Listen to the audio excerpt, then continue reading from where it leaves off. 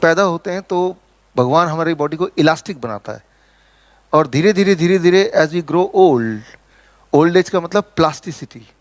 अब जब प्लास्टिसिटी होती है, that is called heart disease, that is called prostate, that is called kidney failure. मैं एक उदाहरण देता हूँ टू मेक यू अंडरस्टैंड। आपने स्किन को पिंच किया, hold it for about 30 second and then you remove it, release it. जैसे release करेंगे तो ये कितनी देर में जो रिंकल है वो गायब होता है। That is the measurement of plasticity, elasticity.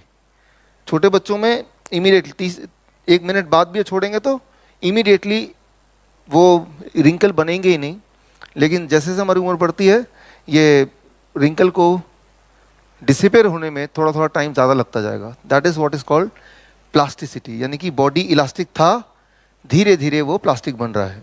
That is how we grow old. लेकिन कुछ लोगों के केसेस में वो बड़ी तेज़ी से आगे बढ़ता है, प्लास्टिसिटी बड़ी तेज़ी से आगे बढ़ता है।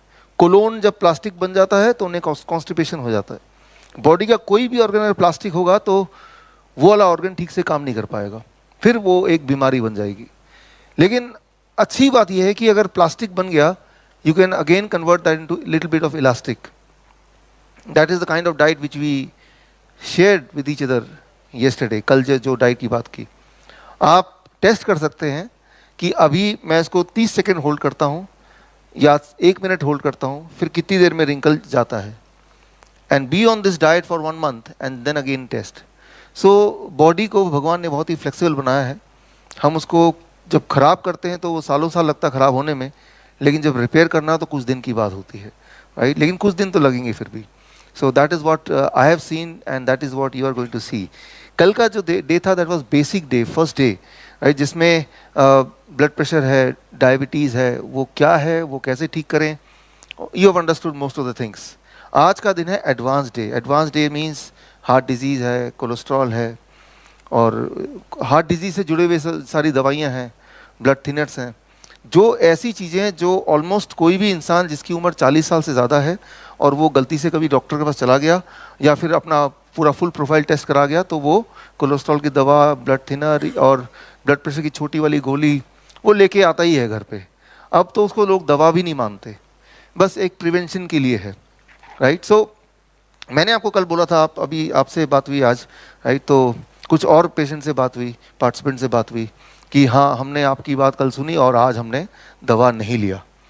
कई बार कुछ पेशेंट या पार्टिसिपेंट वो क्या करते हैं, चलो सेकेंड ओपिनियन ले लेते हैं, अपने डॉक्टर से पूछ लेते हैं, डॉक्टर साहब मैंने कल वो एक ट्रेनिंग प्रोग्राम देखा था, एक सेमिनार था और मुझे बोला ये सारी दवाइयाँ मत लो, तो क्या आपकी राय है, और ये एक DIP डाइट है, इस पे रहो।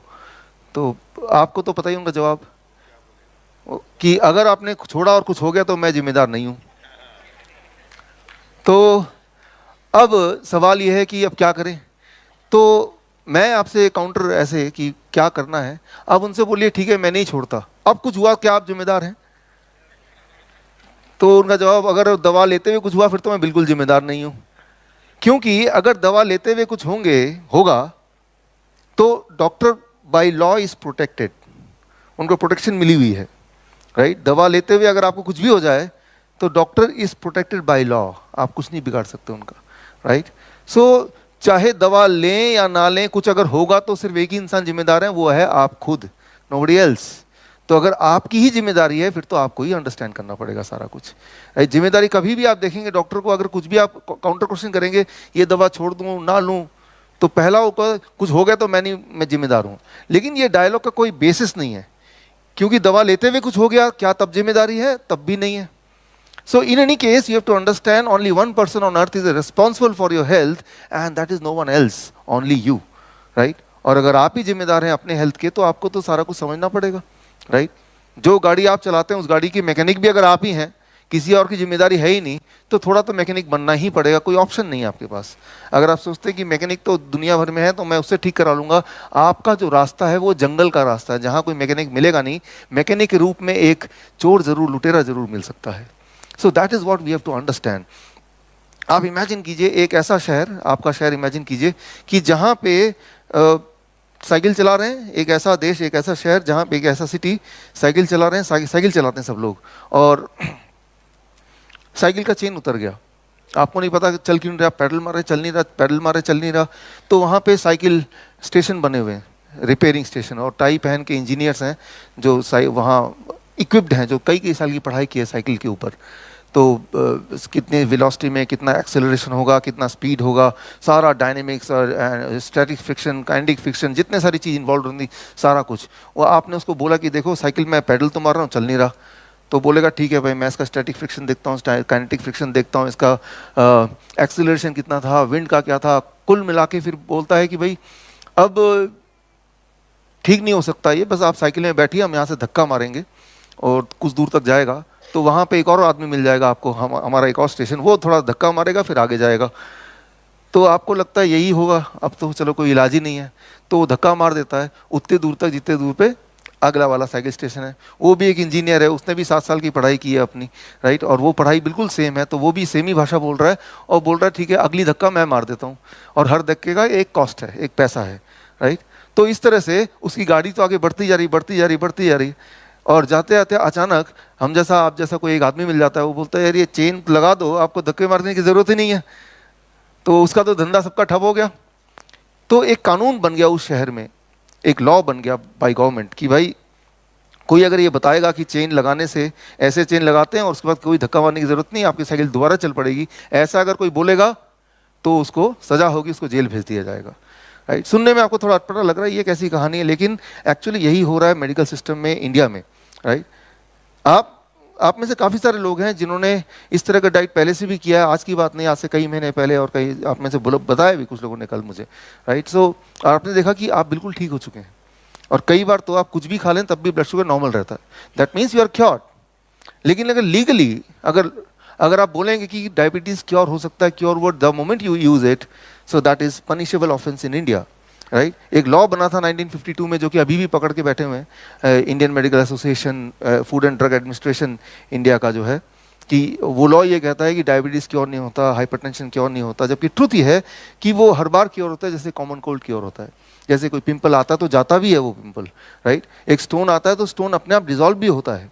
सो उस तरह से diabetes, hypertension, these are curable thing, लेकिन वो एक लॉ बना दिया 1952 का लॉ, और उस लॉ को पकड़ के बैठे हुए हैं कि अगर कोई बोलेगा क्योर तो बस उसको तो जेल में बंद कर दो। हमारे कुछ ऐसे डायबिटीज एजुकेटर हैं जिनको जेल में बंद भी होना पड़ा, तो उन्होंने मुझे फ़ोन किया, मैं इसलिए बोल रहा हूँ कि आप में से किसी को अगर बाहर जाके बोलेंगे तो मैं पहले से आपको ऐलान कर दूं भाई नहीं, आप जिम्मेदार हैं, मैं नहीं जिम्मेदार हूँ, राइट। तो मैंने उसको बोला आपके लिए भी कि मैंने उसको बोला जेल से निकलना नहीं, right, and then we will see, but don't come out of the jail.